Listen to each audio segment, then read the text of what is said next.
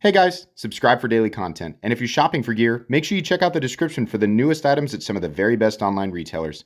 There's also links for some of the items that I personally recommend. Thanks!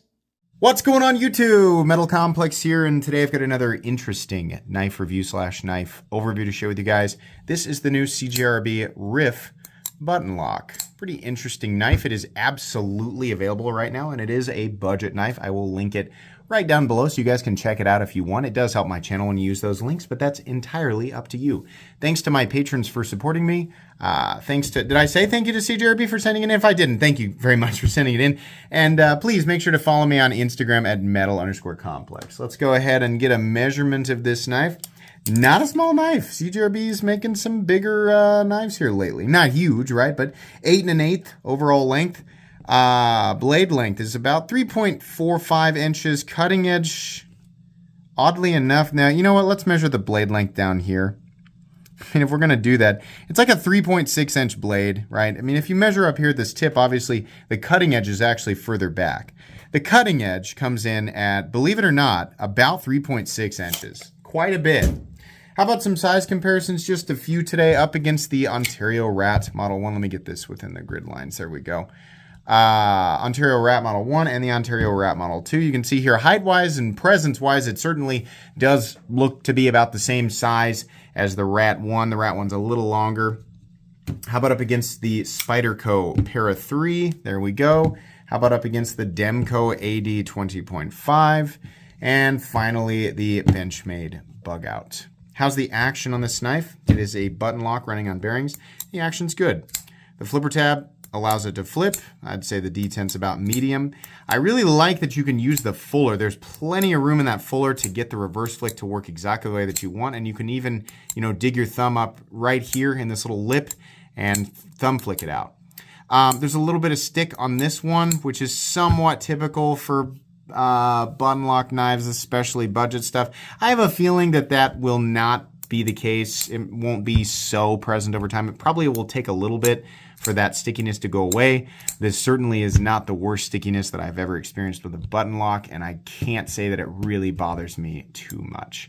But another important note here is that this is a button lock that will drop when you push that button. It doesn't matter if you push it a little bit or you push down as hard as you possibly can. I'm literally pushing as hard as I can. It does not get stuck, which is something that I have noticed with some other brands. So, CJRB doing a good job. It's a good lock. They're doing a good job overall with their button locks. Carry profile. Let's do thickness up against the Spyderco Para 3. This guy is definitely, the CJRB is definitely on the thicker side.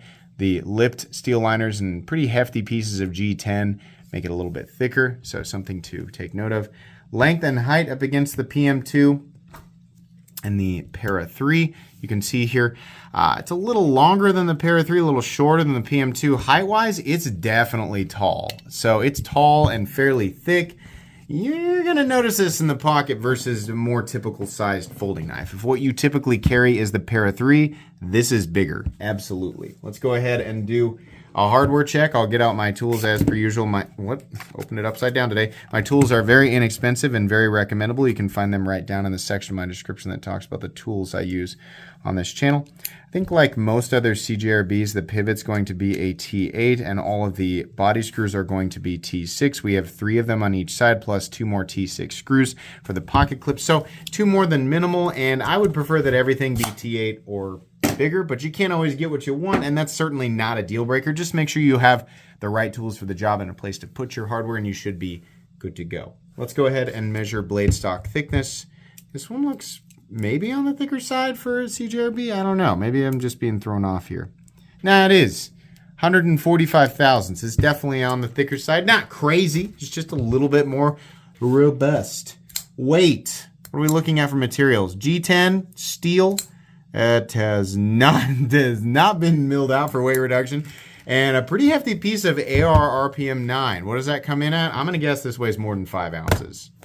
And I'm correct. It weighs 5.36 ounces. Definitely a little bit on the hefty side. And as far as balance goes, it's honestly a little tiny bit butt heavy. If you like a bigger, more robust knife, this one is definitely going to do it for you. and it absolutely feels solid. If you've been carrying the pair of 3 and that's pushing it for size and weight, this is probably not going to be for you, right? It just depends on what you want. Did we get through all that? Yeah, I think we did. All right, let's get into the meat and potatoes here. Very simple, flat G10 scale with just got a little bit of personality down here. This is peel ply textured. There's a pivot color here. You can barely see it. It does come in a few different flavors. It comes in black G10 or green G10 with either a tumbled or black blade. So if this isn't doing it for you, they got a little bit of zazz if you want to pick that up. Ergonomics, pretty good. Edges are chamfered down. This isn't like a mind-blowing, hand-melting, oh my gosh, it's so comfortable, I just want to fall asleep with it in my hand. No, but it's plenty comfortable. It'll do the trick while you're using it. There's a lot filling the hand out. It's a little bit bricky, right? But yeah, it's a kinder brick. It's not an angry brick. We have CJRB's typical pocket clip, which is not nested into the G10, but it can be swapped over for lefty carry, which is great because I've always maintained that button lock knives are almost a little easier for left-handed people to use. The index finger feels a bit more natural. This entire knife is very, very easy to manipulate no matter what, unless you're right-handed and trying to do a left-handed standard thumb flick, I guess. However you like to deploy it, honestly, that fuller just really makes the reverse flick satisfying on this guy. So that's nice. The button does not have a lot of travel. It's just a little bit, so it's not like a big long crunch or anything like that, which is something that I really like. There is some jimping up on the spine, and it's functional jimping, so that's nice. You're not going to be slipping and sliding all over the place. CJRB's stonewashed finish on this guy does look pretty good. Very mild reflectivity. The long fuller is definitely what makes the blade. I think that looks really, really nice. As you're cutting into things, it's possible that it'll get, slightly hung up on that lip there. If you're cutting into things that are wet or goopy, that's where the goop is going to stick, right? You're just going to need to clean that area out with a paper towel, and it shouldn't be that big of a deal because it's going to be a pretty easy area to clean out. I like that it runs out right into where, the swedge would be. You can see the swedge just sort of opens up, or it just sort of ends right here. It looks cool. This blade's got a little bit more character because, otherwise it's a very typical blade shape, right? Behind the edge, it's a little bit thicker than, I think it's mainly because this flat is so tall to accommodate for this large fuller here. But it's still, thin enough that it's going to slice and it's going to poke, just not as efficiently as something like, I think the Rat would probably work a little bit better. But the blade looks cool, and sometimes that's really what it's about for a lot of people. There's a lot of blade, definitely, so if you like a larger blade, more robust knife overall, this is going to do it for you, right? If you've been getting sick of seeing new button locks release and it's like, wow, another tiny one, right? Well, then this might do it for you. Not all button locks in today's market are small, but it's weird. 2022 and this first half of 2023, it's like everybody is just like, let's make tiny knives. Cool. We got a lot of them. You guys you can stop now. You can still make them, but you don't have to really focus on it. It's nice to see a larger knife in the budget territory, and certainly a larger button lock. We don't see that quite as much. But yeah, the edge looks good. A little bit of a smile back here, but I don't know if I really want to complain too much. It's one side is fine and the other side is a little bit crazy, but okay, not that big of a deal. There's really not much more to say about the blade. That's really pretty much it. The flipper tab is shaped in a way that's not going to bother you too much in the open position while gripped, and it's not going to bother you hardly at all while you're flipping it. This feels more like a light switch flipper tab, but you absolutely can push button it just fine. There is a lanyard slot thing, so lanyard people, there you go. Like I said, pocket clip can be mounted for left-handed carry, which is nice. In and out of the pocket is fine. This is peel ply textured, I would say medium. So over time, it will definitely fray up your pants. That's just the way it goes. If you look down right now and you're wearing jeans or work pants or something and you carry the same knife over and over again and it's a similar texture, I can guarantee that pocket is already frayed up. People are used to that, right? But just so you know, that's going to happen if you are unfamiliar with that happening. Let's see here. Really not much else to talk about. The stop pin is located in its traditional, position, and there's a little bit of shouldering. The stop pin is pretty big. No blade play, up, down, left, or right. Like I said, a little bit of stick with the button. No pivot lash, extremely smooth and consistent in here. Little bit, I always say that it's somewhere between a click and a thud, oftentimes on on button locks. It's kind of a clud. A little more click than thud, but okay. Slight detent lash, slight, which is something I honestly expect on plunge locks like this button lock here. So not that big of a deal. This is a neat knife. If you like a bigger, more robust knife, it's not, I know it's not Cold Steel 4max. Yeah, okay, great. Thank you for letting us know. But more robust than something, typical like the Rat 2 or the Para 3 or something like that. If you like a little bit of a larger, thicker knife, right? We weighed it. We definitely did. It's going to be a little big, a little heavy for some people. But not too bad. It's not crazy. It's not like it's a Medford or something like that. And the blade shape, might cause a little bit of hindrance for some people, but I think for the most part, this will work just fine. It's a slightly more robust side within reasonable parameters. Curiously, they have a lot of knives that come in under $60, and this guy is $10 more. It's $69.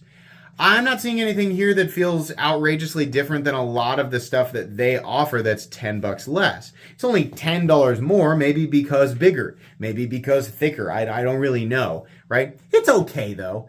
I don't know that this is like, something that I can say every single person is just going to absolutely love.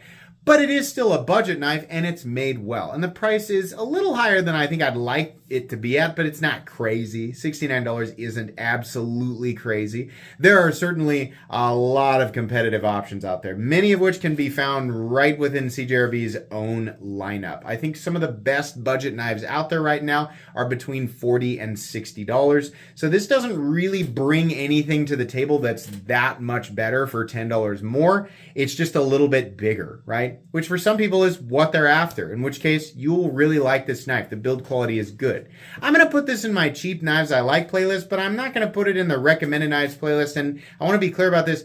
It's not because I wouldn't recommend it to some people. It's because it's not really a knife that I'm just like, everybody should own this, right? Some people might really like it, and it's not a bad price, but it's not for everybody. Cool knife though, definitely. It's always nice to see larger knives. They probably should have milled this out.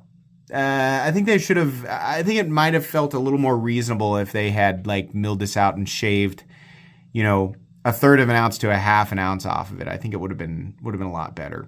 But it's fine. It's an okay knife the way that it is. That's really all I have to say. There's not really anything crazy going on here, so this wasn't really, it didn't call for a complicated review. That's going to be pretty much it today, guys. This is likely a knife that I will give away on a live stream. So if you're new to my channel and you didn't know that I did that, I do that usually on Fridays or Saturdays in the evening. So check those out because I'm always giving stuff away. Thanks again to CJRB for loaning. They gave this to me. Obviously, I wouldn't be able to give it away if they loaned it to me. But thank you so much. Again, I will link this knife down in the description so you guys can check it out. Please make sure to follow me on Instagram. This is upside down. Make sure to follow me on Instagram at metal_complex. If you enjoyed this video, leave a like. If you'd like to check out my other content, I do, of course, have lots of videos of knives that are either expensive or inexpensive that I do or don't like. So check those out. And if you enjoy all my content, go ahead and click on that Metal Complex logo right there and subscribe because there's definitely more coming. Thanks again for watching, everybody, and have a great day.